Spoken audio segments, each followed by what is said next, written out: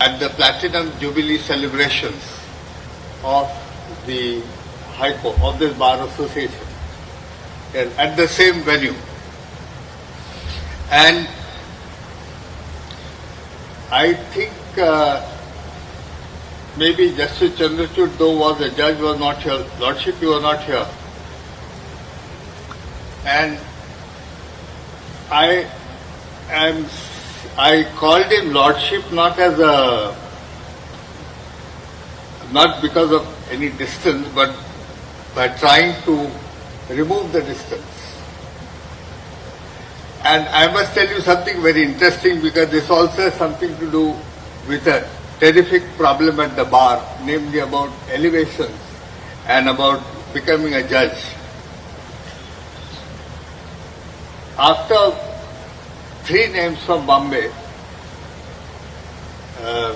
Ajay Khanvilkar, Justice Ajay Khanvilkar, Lordship Chandrachud, and mine had been hanging fire for 2.5 years. One day in the regular phone call routine which we had established, I told Lordship Chandrachud, then I used to call him Dhananjay or Dhan. I said, this is too much. So he came up with a bright idea, why don't we withdraw our consent? So I said, yeah, that's a very good idea. And I said, we will write a letter, you and I, separately to the Chief Justice Bombay, that is Justice Sabarwal. And we both decided to write that letter, and we wrote that letter. And one of the phone calls he said, but I will call you Lordship from now. And I said, I will also call you Lordship from now, that we are not going to be judges. So this name is something which we have used because we were not going to be judges, not because we were judges.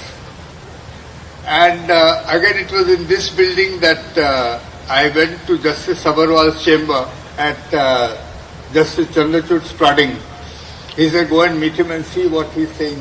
As he received the letter, I went to Justice Sabarwal and I said, Chief, I am here on behalf of Mr. Dhananjay Chandrachud and myself, and to tell you that we have withdrawn our consent for being judges of the High Court.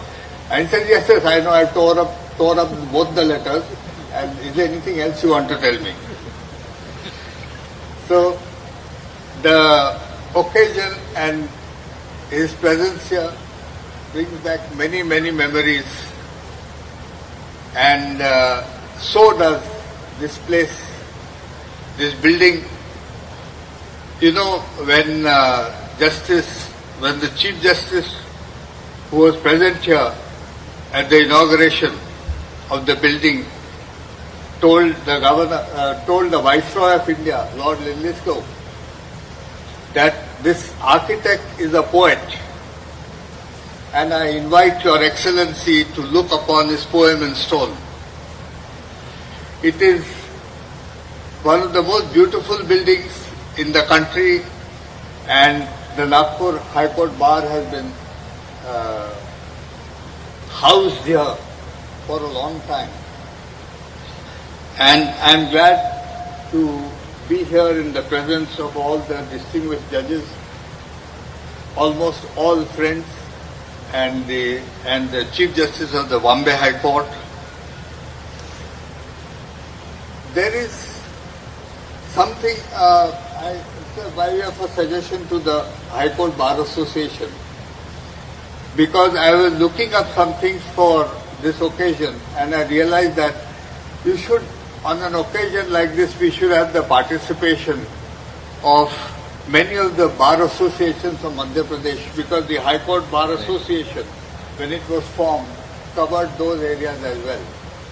Only, I understand it will become a burden, but it's worth discharging. The Judicial Commissioner's Court, and I won't go into details, many people have spoken about it, became the highest judicial authority in 1886. And I want to say something which is very close to my heart, has always been. And I have always said this about the Nagpur bar wherever I have spoken, that the bar has been very eclectic. Its leaders came from all regions, all communities of India. We had Sir Vipin Krishna Bose, M.B. Kinkhede, J. Mitra, P.S. Kotwal, who was the Barrister Kotwal was the father of Justice S.P. Kotwal, Chief Justice Bombay. R.N. Mudhorkar, the father of J.R. Mudhorkar from Amravati. Sir Bhavani Shankar Niyogi, Vivian Bose, the son of Vipin Krishna Bose, Nisar Ali, and so many others. I believe it is a tradition and a character which we must all maintain, because this has been the origin of the bar. The bar shifted in 1940 to this new building, and the first case that was decided had a very interesting question of law.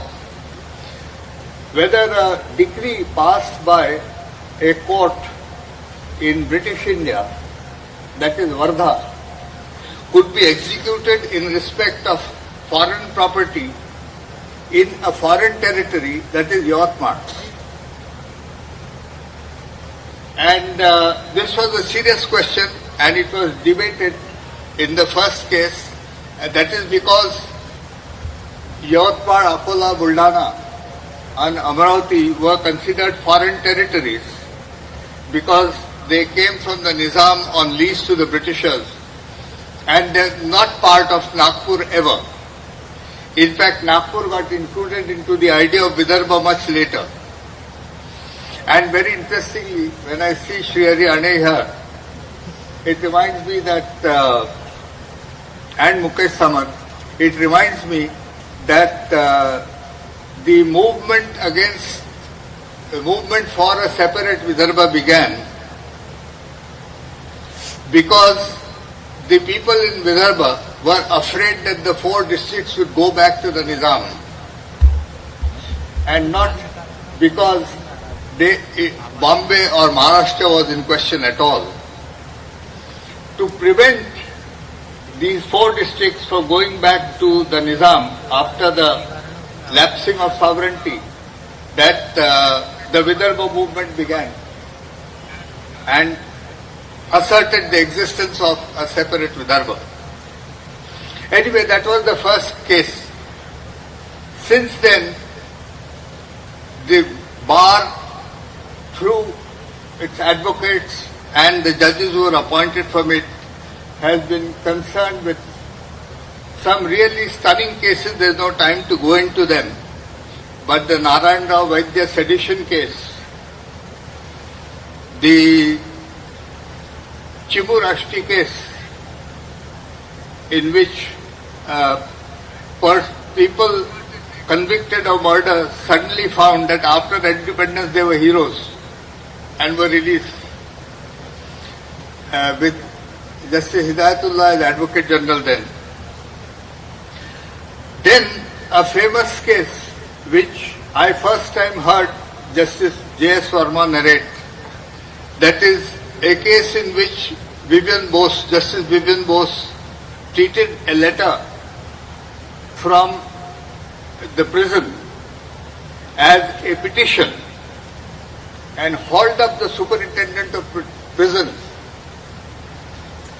and told him that he will proceed for contempt against him because he is withheld a letter from the prisoner. When the superintendent who was in court, Colonel Jathar, said to him, this is a letter, it's not a petition, he said a letter is a petition. And from this case onward, we are going to treat, the Nagpur High Court is going to treat a letter addressed to the Chief Justice from prison as a petition. This, I believe, is the beginning of the epistolary jurisdiction. Of course, J.R. Mudholkar spoke about, laid down the foundation of the basic structure doctrine. In Sajjan Singh's case, A.P. Sen asserted the right of the court to examine the validity of a detention during emergency, and interestingly, the Mathura rape case, which was decided in Justice Sirpurkar's home area, the judgment of the Nagpur bench, when it was reversed by the Supreme Court, created such a furor in the country that it gave rise to Section 114 of the Evidence Act, which in effect says that if somebody alleges consent in a rape case, then it is he who has to prove the consent. And many others which I will not go into today. The list of eminent judges and advocates is a long one, and it would be better if I do not begin it. One thing I'd like to point out, and that is the first thing I learned, that there are two things which have been hallmarks of the Nagpur bar. One is great learning, and the other is fearlessness and the nurturing of young advocates.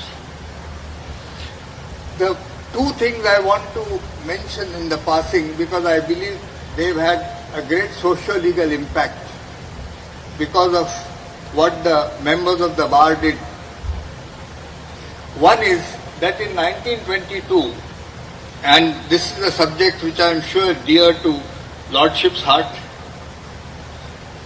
there was the Regina Guha case from Calcutta, where the Calcutta High Court in effect held that women could pass an LLB examination, but they could not be registered as legal practitioners. Interestingly, the Calcutta High Court said that a woman is certainly a person within the meaning of the word in the Act because of the General Clauses Act. Person includes male and female. But still, we cannot give the right to be enrolled as a legal practitioner because, and this is a very interesting reason, because it has never been done before. When the matter was, there was a legislation pending in the Central Legislative Assembly, and the bill that was being tabled was the inclusion of women in the electoral votes in India, electoral rolls in India. Sir Hari Singh Gaur got up and made the following proposal as an amendment, and that amendment was, and the government be further pleased to remove the sex bar held to disqualify women from enrollment as legal practitioners in the courts of this country. It is purely the only reason why, or at least the beginning of why women could practice, was Dr. Sir Hari Singh Gaur's commitment to the principle of equality. Another great member of the bar who had an immense social impact and became the first Chief Justice of the Nagpur High Court was Sir Bhavani Shankar Niyogi, who was elected chairman of the Municipal Committee of Nagpur, that is the present mayor, I suppose. And he was a radical humanist, as Lordship like Rane. Rane Jagirdar, yes. So, Sir Bhavani Shankar was a radical humanist. And Dr. Ambedkar and Sir Bhavani Shankar Niyogi were so close on their outlooks at the world that Dr. Ambedkar invited Bhavani Shankar Niyogi to preside over the massive function for conversion of Harijans to Buddhism in 1956. So Bhavani Shankar Yogi and then did many other things, but his progressive outlook, I'm talking of those days, I'm sure had a tremendous impact on society. But it often is sidelined in the world of social media and WhatsApp these days.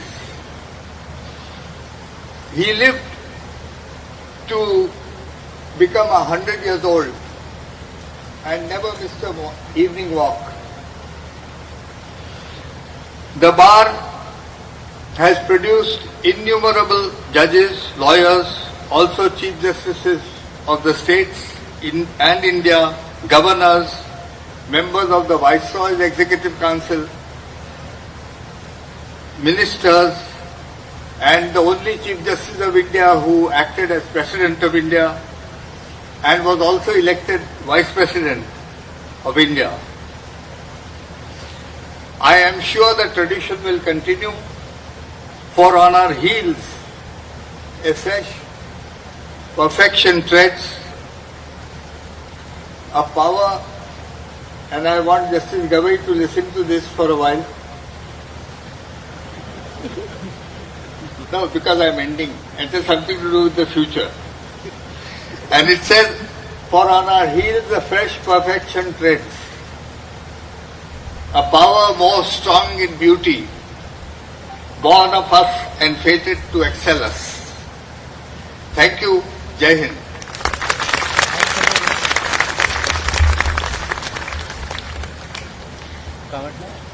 Thank you, my lord.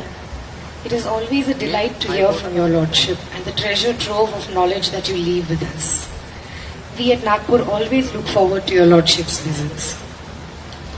Honorable Justice Shri B.R. Gavai has been one of the leading lights of the Nagpur bar.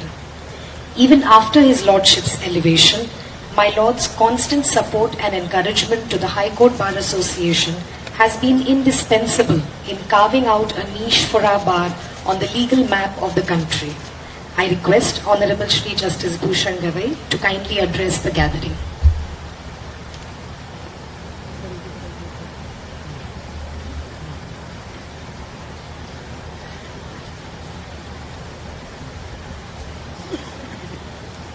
My Lord, the Honorable the Chief Justice of India,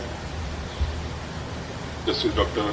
Dhananjay Chandrachud, my esteemed colleagues, Justice Abhayo and Justice Prasanna Urade, my elder brother, Honorable Justice Sharad Bobde, the Honorable Chief Justice of the Bombay High Court, Shri Devendra Ji Upadhyay, the Honorable Administrative Judge of the Nagpur Bench of Bombay High Court, Justice Nitin Sambre, my all esteemed brothers and sisters present and past,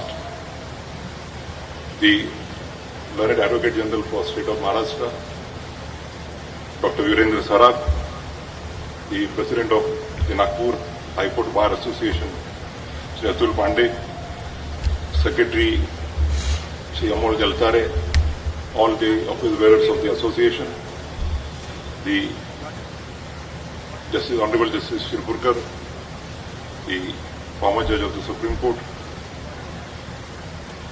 the Honorable former Judges, Honorable former Chief Justices, all the senior lawyers, designated as well as non-designated, the President and the members of the Bar Association, Bar Council of Maharashtra and Goa, the member of the Bar Council of India, the office bearers of the various bar associations from different districts of Vidarbha who are present here, the members of the registry, the government officials who are present in large number, the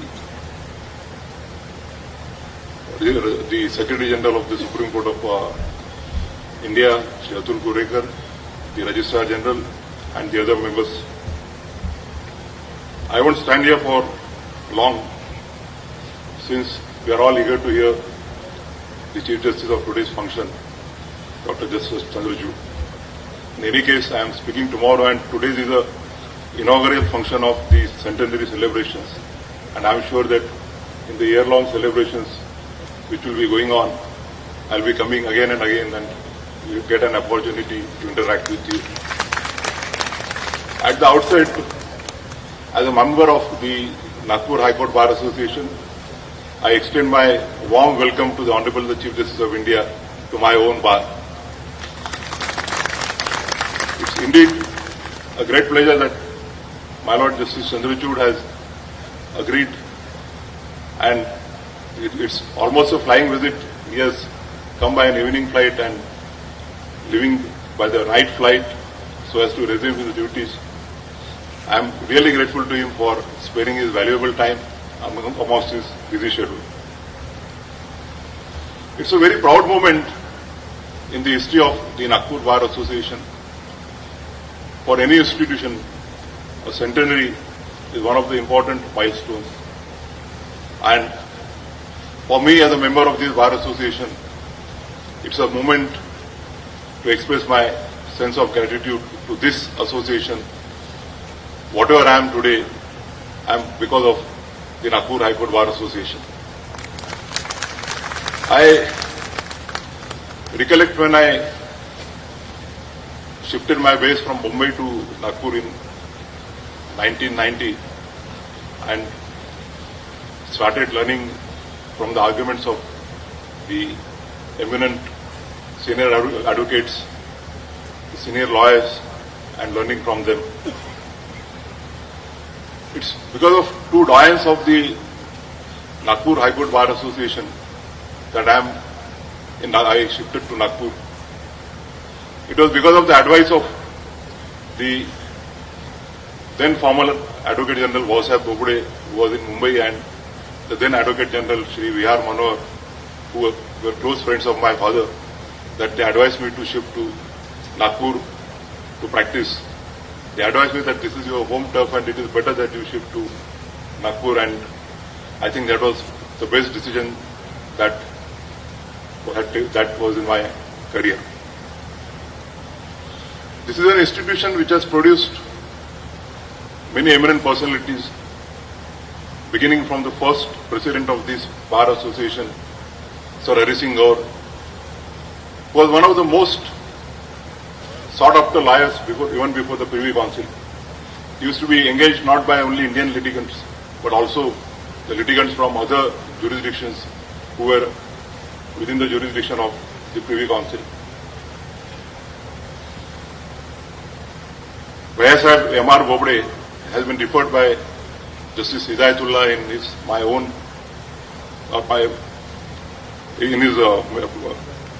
memoirs as to be one of the finest lawyers that he had seen in his career as a judge. As referred by the earlier speakers, this bar has produced the eminent judges in the Supreme Court: Justice V.N. Bose, Justice Hidayatullah, Justice Mudolkar, Justice A.P. Sen, and Justice Shirpurkar. It has given two Chief Justices, Justice Hidayatullah and Justice Sharad Bobde. As my Lord Justice Bobde referred to, one of the leading milestones in the Indian constitutional jurisprudence is Keshavanand Bharati versus State of Kerala. The doctrine of basic structure is evolved in Keshavanand Bharati, and the credit is given to Keshavanand Bharati. But as a proud member of Nagpur High Court Bar Association, I must proudly say that it is the two learned judges from this bar who have laid the foundation of the basic structure doctrine. It was in the case of Sajjan Singh, the minority view of Justice Hidayatullah and Justice Mudolkar, which has laid down the foundation of Keshavanand Bharati. Justice Mudolkar stated that the word used is amend, and whether the word used amend can also be construed to mean that the Parliament has a power to amend the Constitution in such a way that it takes away the basic features of the Constitution. Justice Hidayatullah stated that I would require stronger reasons than given in Shankari Prasad to hold that the power of the Parliament to amend the constitution is unlimited. This judgment, which is, we have just last year celebrated the golden jubilee of Keshavanand Bharati, and which still holds the power and which has kept the democracy of this country strong and united. This bar has given, some families of this bar have given generation of eminent lawyers. To begin with, Bhaiya Sahib Bobde, we had an illustrious Bhaiya Sahib Bobde, who was known to be a very fearless lawyer and Advocate General of State of Maharashtra for more than one time. His illustrious son Vinod Bobde brought laurels to the Nagpur bar after being designated as the youngest senior advocate by the Supreme Court of India.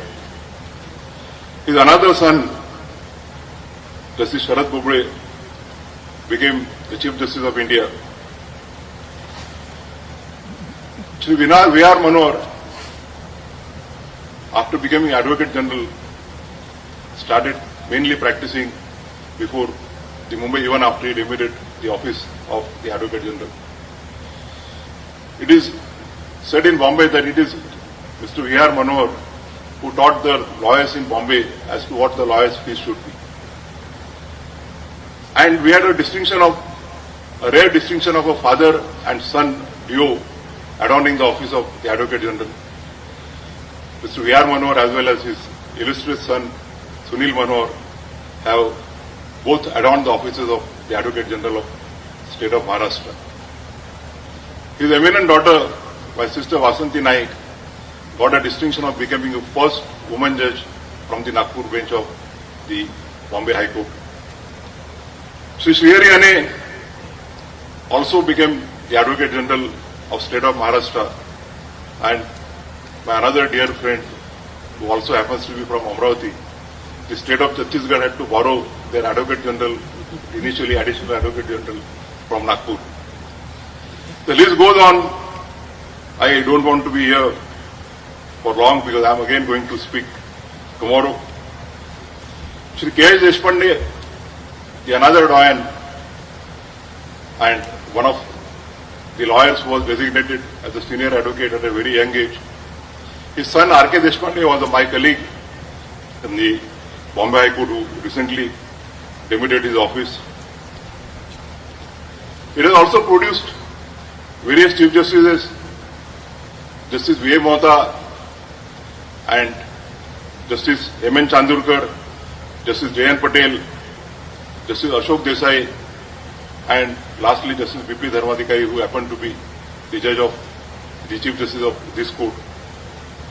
Justice V.A. Mohta, I had an occasion to visit the Odisha High Court recently, about 4-5 months, again with regard to their Centenary celebration. And Justice V.A. Mohta is fondly remembered as one of the best Chief Justices that the Odisha High Court had. As a matter of fact, as junior lawyers, we learned before Justice V.A. Mohta and Justice Dhabe, who I will be filling in duty to say that they were the judges who believed in equity and doing equitable justice. Justice Ashok Desai's contribution in Uttarakhand and subsequently which was followed by even Justice Shirpurkar in the environmental issues and cleaning of the Nainital Lake is still remembered by people in Nainital. The lawyers in the Nagpur Bar Association are also generous. I recollect when Justice Raga was elected as the president of the Bar Association and Anand Jaiswal elected as secretary and Anil Kilor was its executive member. They have established a beautiful library for the members of the association, and Justice Raga, with his skills, was able to get good amount of money from the members of the association for establishment of the library.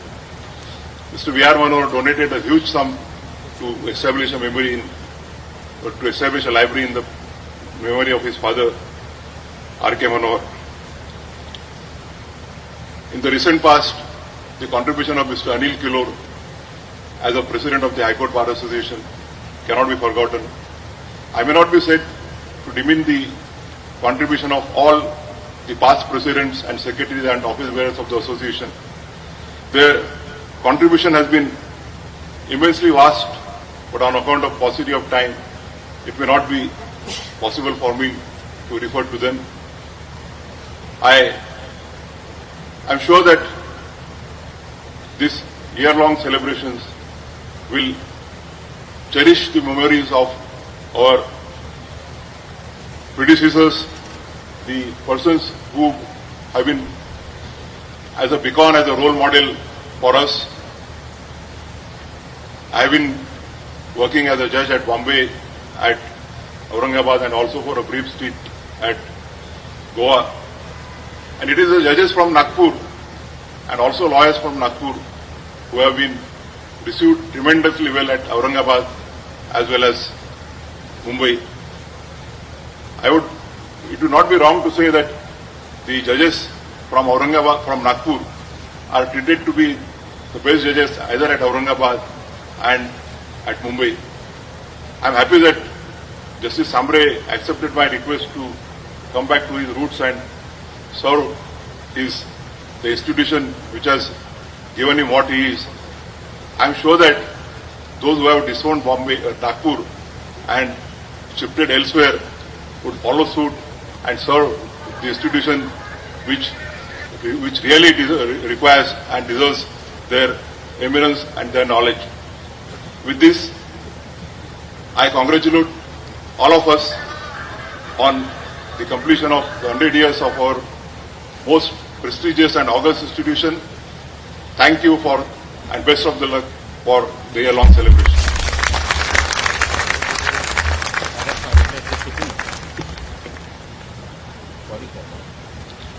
Thank you, my lord. We are extremely glad to welcome your lordship to your own bar and look forward to many more of your lordship's homecoming visits. The Honorable, the Chief Justice of India, is one of the foremost exponents of law the country has ever seen. We are tremendously honored to have His Lordship inaugurate the centenary celebrations of our bar. I invite Honorable Dr. D.Y. Chandrachud to enlighten us with his invaluable words.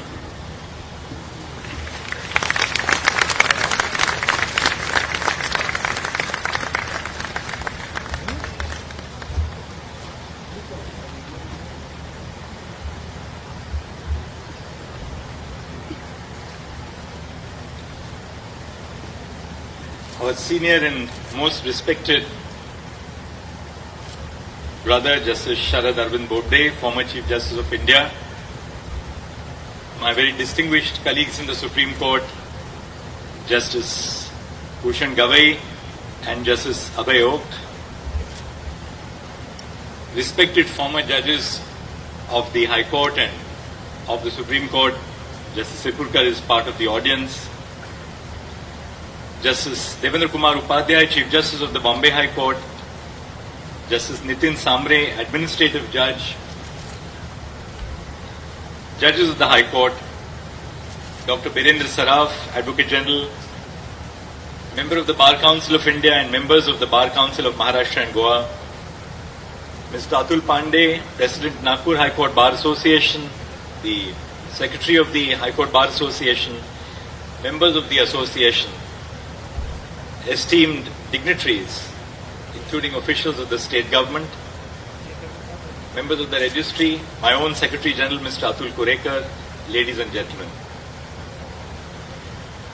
Just this morning, I was reading a beautiful article in the New York Times by Justice Stephen Breyer about what judges of the Supreme Court do apart from disagreeing or agreeing with each other on the bench. In India, we tend to agree much more than the American Supreme Court. And the drift of the article is that despite the fact that judges express their views either in favor of what the other judge is saying or against the view so dispassionately and sometimes with a great deal of vigor, they are at heart very good friends. Justice Bobde narrated how we came to call each other Lordship at a time when the vagaries and uncertainties of the appointment process were confounding us as to whether we would at all become judges of the High Court. We decided to call each other Lordship, which we still do today. Justice Gavai, to both Justice Bobde and me, is HMJ. So even today in the Supreme Court, when we meet in the coffee lounge, I welcome him because I normally arrive a little before he arrives. I always call him HMJ, welcome. I've had a long association with both the bar and bench at Nagpur. I had the privilege of sitting here twice for over 3 months when I was still cutting my teeth as a young judge of the High Court. And I learnt a great deal from the bar. I spent very happy months here in the company of all of you who educated me in areas of law which I was not familiar with. But even before that, I was the beneficiary of members of the bar who made this cross-migration to Mumbai. Justice Bobde's distinguished father, Bhavsaheb Bobde, and Justice Vasanti Naik's very distinguished father, Mr. B.R. Manohar. I can only tell you this, that one of the early cases which I appeared as a junior with Mr. Bhavsaheb Bobde involved the withdrawal of the prosecution which was launched against the head of the Dawoodi Bohra community. And the test was, what is the test to be applied for the withdrawal of a prosecution of this nature? And I learned so much, not merely about the law, but about strategizing about the law from Bhavsaheb in that case. Bhavsaheb was flooded with work, far more work than he could handle, particularly after he became Advocate General. And ever so often I would get a call from him, and in his typical way he would say, Chandrachud, you go to Madgaon and argue this matter. And I would go to Madgaon and argue that matter, because he couldn't do the matter. Speaking about B.R. Manohar, there was a case which was a very complex EXIM case, import and export case. Our senior, who was briefed in the High Court, names not to be taken, on every occasion that the case was listed, would say that I don't know anything about this case because it is so complex and please brief me all over again. The day before the final hearing was to start, we were told by the clerk of the senior that he is not going to accept the brief and he is returning the brief. The advocate on record was simply astounded because we had spent about 8 or 9 days in conference with the senior.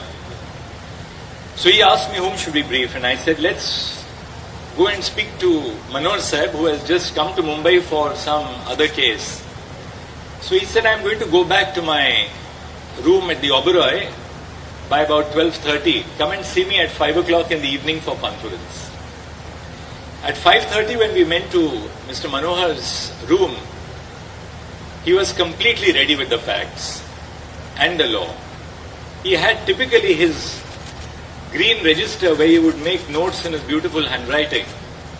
And he told us at 5:30, I have 3 questions to ask you about this case. That's all that you need to answer. I'm ready with the case. As for the rest, I'm giving you a list of authorities. Please keep them ready in the court. Justice Gavai, in his presentation, spoke about how glad he is that Justice Samri has made the shift back from Mumbai to Nagpur to head this bench as the administrative judge. Of course, I support that. But equally, I do respect the fact that this cross migration is taking place between Nagpur and Mumbai. That was the tradition in which stalwarts from Nagpur came to Mumbai, established themselves as leading members of the bar in Mumbai. Likewise, lawyers from Mumbai appeared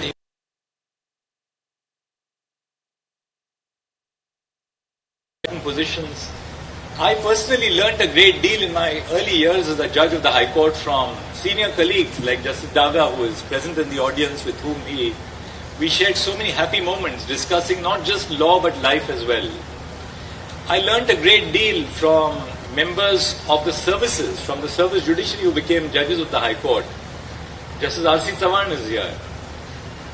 As a young member of the bar who was appointed to be a judge of the High Court at the raw age of barely 40, I knew little about the district judiciary. But we learnt a great deal about the district judiciary in our contact with members of the district judiciary who came to occupy important positions of responsibility in the High Court. So I do believe that this cross-fertilization of ideas, without regard to hierarchy, without regard to status, is crucial to promote the stability of our High Court as an institution. Speaking about Justice Mohta, I can really spend the whole night about sharing reminiscences, but just one last reminiscence and then I'll make a brief presentation on the subject for this evening. I was appearing before a division bench which was presided over by Justice Mohta in a very important case relating to a Sakhar Karkhana. The bench of Justice Mohta and Justice Jhunjhunwala was dead against us. Every time that we appeared before them, they would say that, well, there's nothing in the case. On the last date before Diwali, the matter was called out in chambers before Justice Mohta, and Justice Mohta turned to me and said, well, he said, counsel, would you like to take your chance before another bench? Today is the last date before the Diwali and the assignments will change as they do in Mumbai after Diwali. So would you like to go before another bench? We'll release this from Pathar. So I looked at Justice Mohta and I said, my lords, I've argued this case to the best of my ability. I know that your lordship is completely against me. But I'm personally satisfied as a lawyer that I have said all that needs to be said in this case, and your lordships has understood everything that needs to be understood in this case. So I would request you now, please close this case for judgment. I will not take much of your time on the day before Diwali, but please deliver judgment. I understand that your lordships are against me. So the two judges looked at each other, they confabulated, and they said, well, we are also tired at the end of a long term, let us go before another bench. So please don't insist that we write the judgment in this case. So the matter was made departed. I re-argued it before another division bench and succeeded hands down with a full refund of tax. But later, Justice Mohta called me to his chamber and he said, irrespective of what happened in your case before some other bench, I must tell you that when you left the chamber, you grew in our respect because you placed the dispensation of justice above the needs of your own client. And that's what I wanted to begin by sharing with the members of the bar. So all of us have been beneficiaries of this great tradition of Nagpur. So this year I am delighted to be part of the Centenary year celebrations of the Nagpur High Court Bar Association. On 6th of January 1940, when this magnificent High Court building was inaugurated, it was described, as Justice Bobde said, by the erstwhile Viceroy as a poem in stone. Even today in 2024, with all the advancements in technology and modern design, this building remains an architectural marvel. It is always a privilege and honor to be here. I also realize the limitations of my own mobile phone when I was trying to take a picture of the building sitting here, that the mobile phone, despite technology, cannot just capture the grandeur of the building. There are some things which you can only absorb and you cannot capture, which is so true to our tradition of meditation, reflection, introspection, and not necessarily of recording everything as we do in courts of law. The Nagpur High Court Bar Association has a unique history of being christened a High Court Bar Association much before the actual High Court was established in 1936. In 1928, almost 8 years before the High Court was established, the Bar Association renamed itself a High Court Bar Association and made fervent demands for a High Court to be set up in Nagpur. In fact, the members of the association not only advanced the demand to set up a High Court in Nagpur, but also to elevate members of the Nagpur Bar as judges of that court. The active and vibrant spirit of the association today is undoubtedly rooted in this rich and dynamic history spanning over 100 years. The Nagpur Bar has given to the country legal stalwarts and judges who have left a deep imprint on our judiciary and the jurisprudence of our courts. Two Chief Justices of India, Justice Hidayatullah and my own very dear friend and elder brother, Justice Sharad Bobde, are products of this illustrious bar. The Supreme Court has been enriched by the invaluable contributions of several judges from the Nagpur Bar, such as Justice Sir Vivian Bose, in whose court I had the great privilege of sitting, courtroom number BB, Justice J.R. Mudholkar, Justice A.P. Sen, with whom I would spend many, many evenings as a visiting judge in Nagpur, Justice V.S. Surpurkar, and of course my own very dear colleague, Justice B.R. Gavai. I am confident that the Nagpur Bar will continue to foster excellence in advocacy and also contribute to the bench by producing many more distinguished members in the future.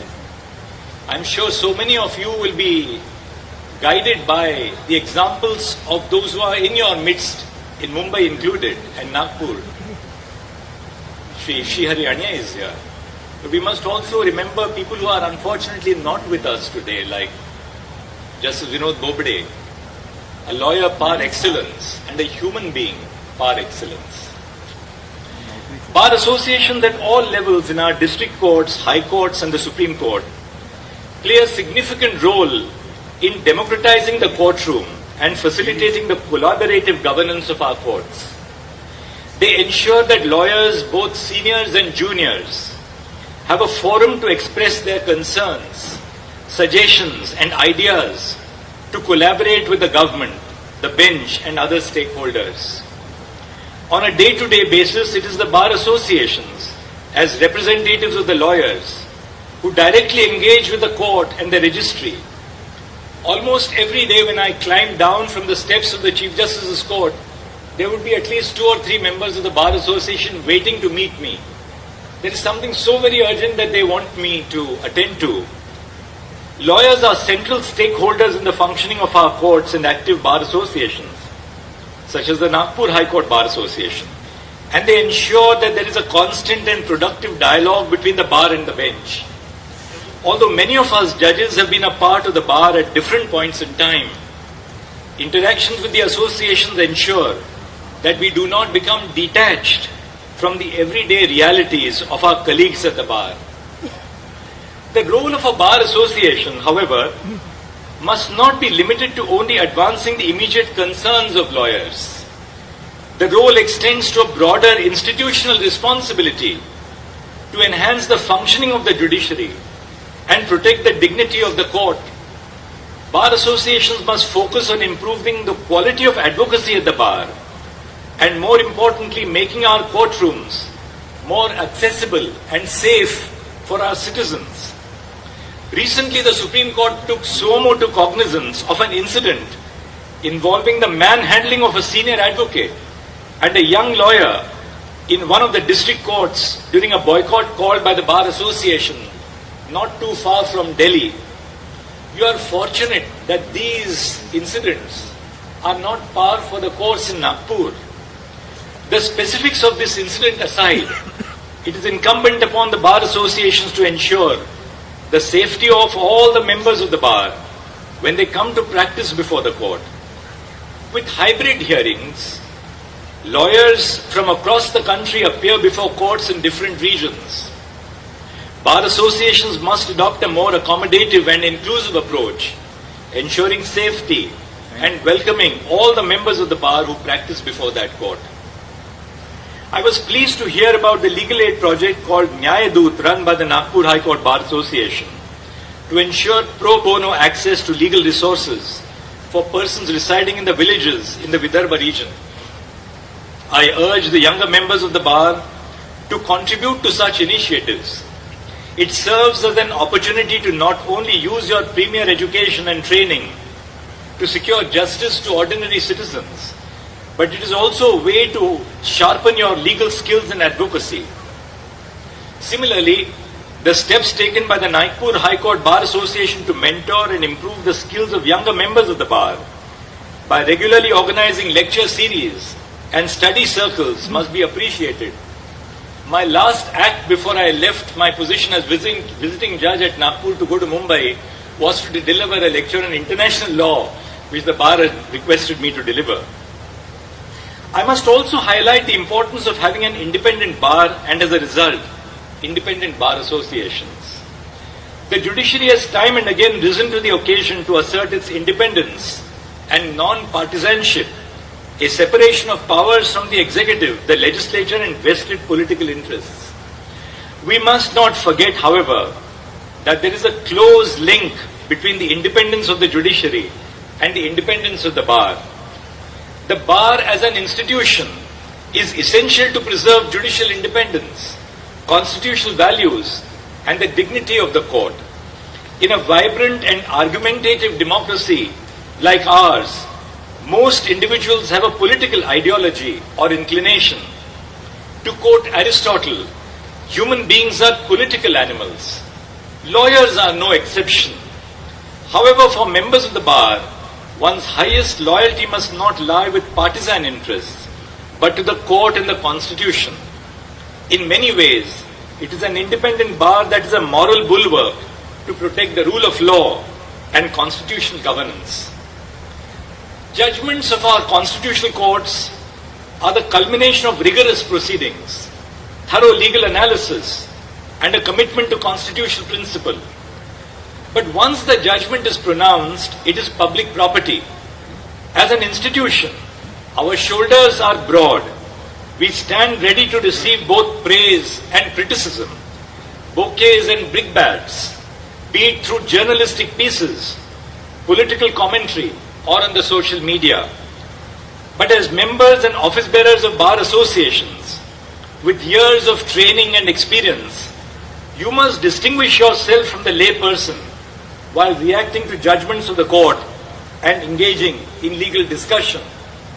Of late, I have been very disturbed by the tendency of members of bar associations to comment on cases which are pending before the court and of commenting on judgments delivered by the court. You are first and foremost officers of the court, and the dignity and truth in our legal discourse is in your hands. As members of the bar, it is incumbent upon you to communicate the judgments of the court to the public, utilizing platforms such as opinion pieces in newspapers, media appearances, and public lectures. In this sense, the bar has the potential to act as a bridge between the court and the citizens. In fulfilling your role, the bar can effectively translate complex legal concepts and precedents into accessible language for the public, fostering a deeper understanding of our constitutional values and the true purport of our judgments.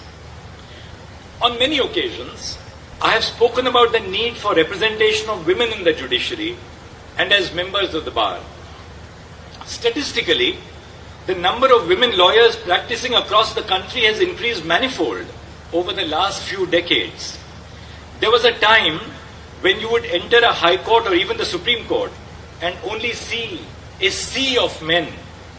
Many female advocates recall a time when they were the only lawyers going through security checks for women, while long queues formed at the men's security check outside the Supreme Court.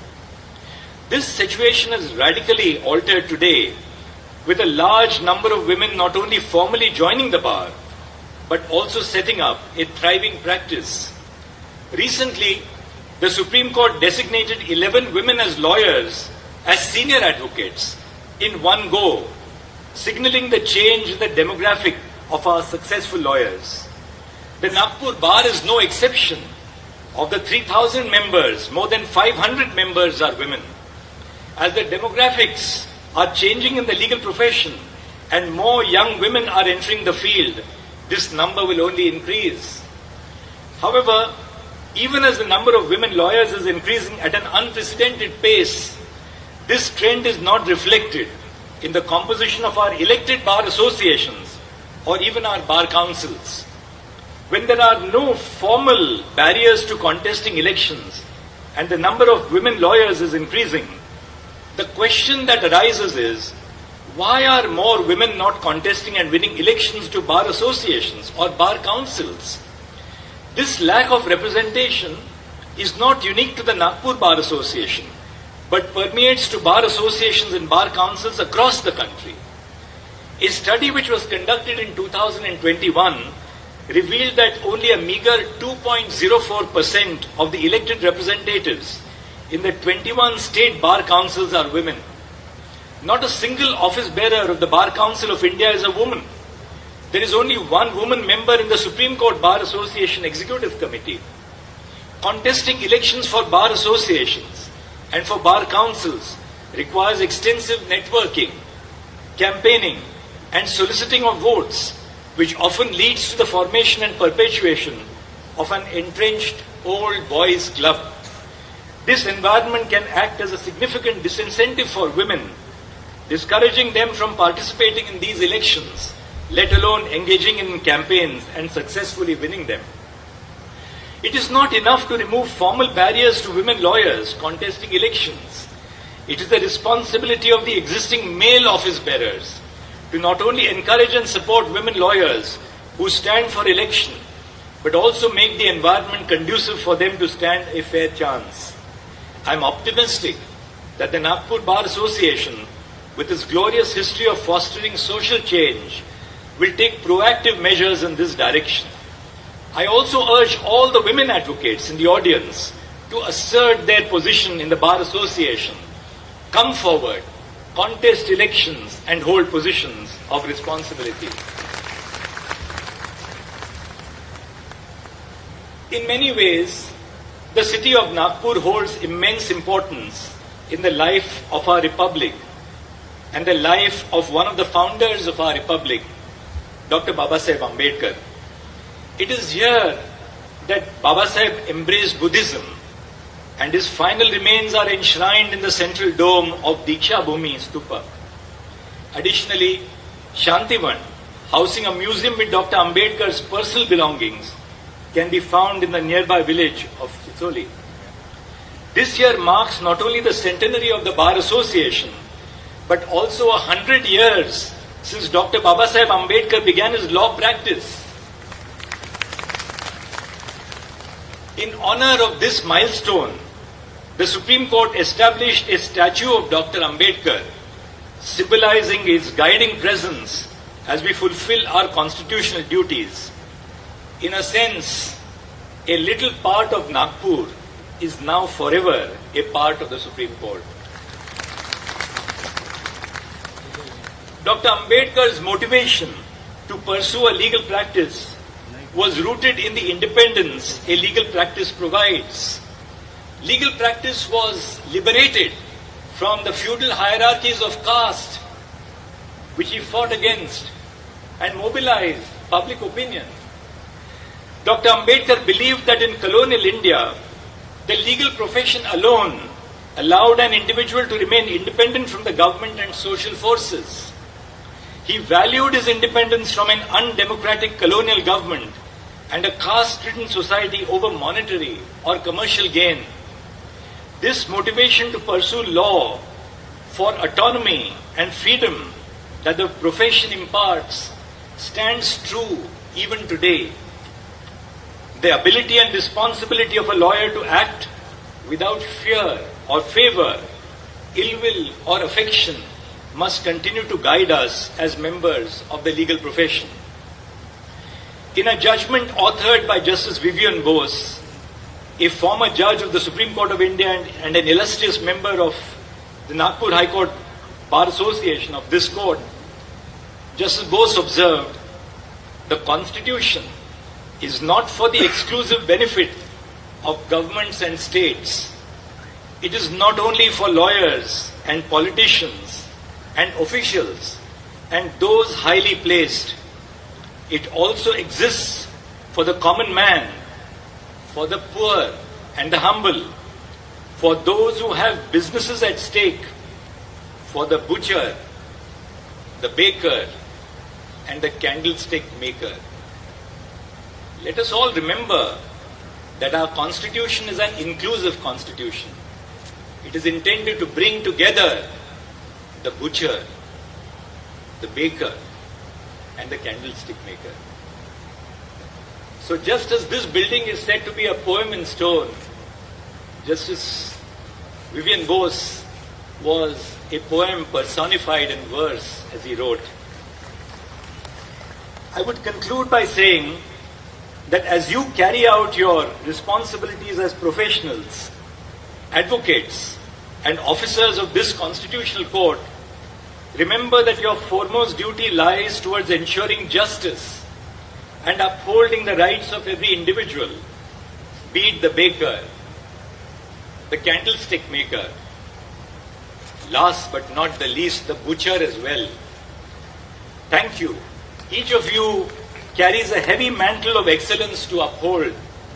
I am certain that all members of the Bar Association will live up to the illustrious reputation of this historic bar, embodying integrity, diligence, and excellence in your legal practice. Justice Gawai said before he ended that he is not making a long speech because he will speak tomorrow and come back during the year-long celebrations. I made a long speech, but I expect that I will also return during the year-long celebrations.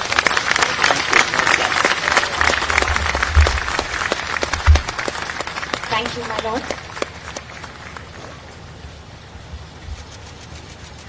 I believe we can all rise as standing ovation to the Honorable the Chief Justice of India. Indeed,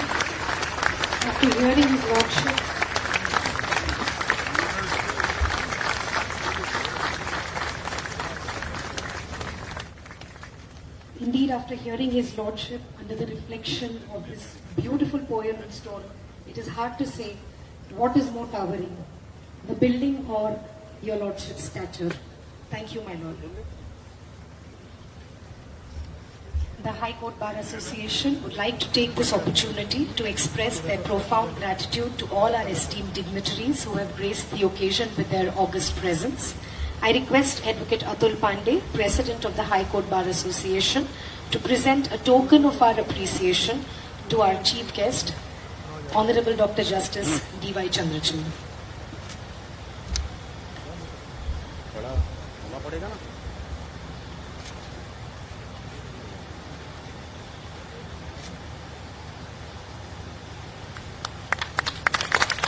Hello.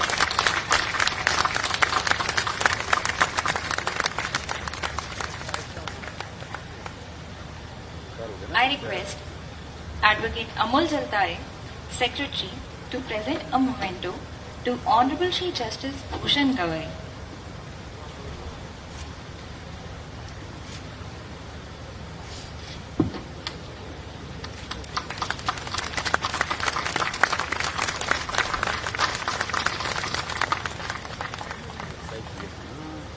Thank you.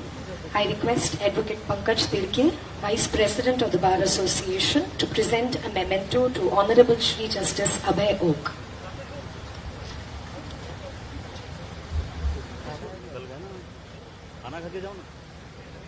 में अपना नाम अपना काम करने की कोशिश की है, अपनी क्लिनिक को मल्टी स्पेशलिस्ट सर्विस में कन्वर्ट किया। आज वेट लॉस के लिए completely computerise setups, skin clinic के लिए complete advance treatments, hair treatment, hair transplantation, hair baldness के लिए completely injective process, lasers procedures, transplantation, surgical process हमने अपनी क्लिनिक में लॉन्च किया। और आज इन 24 ईयर्स जब हमारे कंप्लीट हुए और 25th ईयर में मैं ये मानती हूँ कि 7 ईयर से आप मुझे देख रहे हैं यूसीएन पे, और आपका साथ ही हमारी लाइफ का सक्सेस रहा है। इन 25 ईयर के एनिवर्सरी पे मैं आपको बहुत कुछ देना चाहूँगी, क्योंकि आपने मुझे साथ दिया है, तो मैं ये मानती हूँ कि मेरा भी फर्ज बनता है कि